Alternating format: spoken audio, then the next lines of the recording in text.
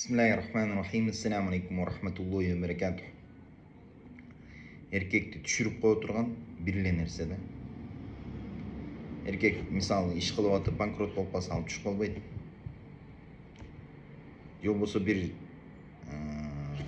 бизнес баштады, анысы болбой атса түшүп калбайт. Так кайра не кыла берет?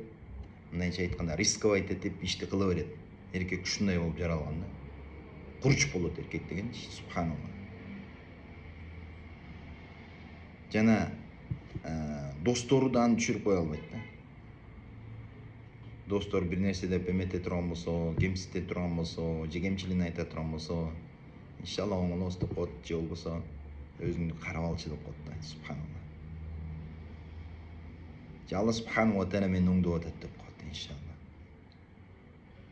Бирок аял сүйлөй турган болсочу түшүп калат эле. Тапса тапкан жоксуң десе,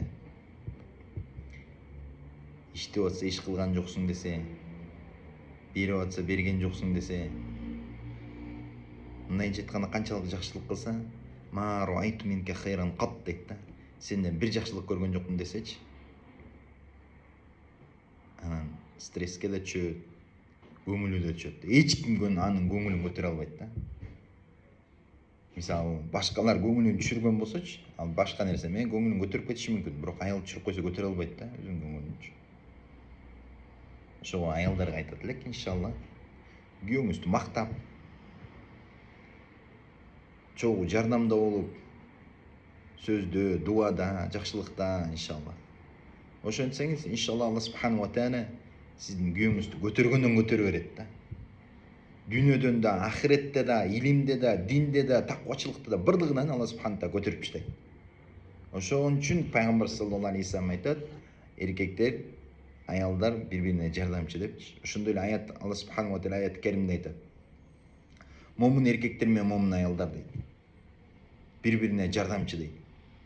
Алар бири-бирине кандай кылып жардам кылат десе, жакшылыкка чакырууда, жамандыктан кайтарууда, намаз тургузууда, зекет берүүдө, бардыгында Алла субхану ва тааля каалоосу менен бири-бирине жардам кылган себебинен Алла таала аларды дейт тез арада, мындайча айтканда, жакшылык үстүнөн жаадырат. Алла субхану ва тааля неаматын берет. Качан күйөө менен аял бири-бирине жардамда боло турган болсо, Аллахтын рахматы, берекесин күтө берсеңиз болот. Алланын ырайымын, Алланын кечиримин, Алланын нусратын, жардамын, жакшылыктарын күтө берсеңиз болот. Качан эркек аял бири-бирине жардамда боло турган болсо, жакшылыкта, иншалла.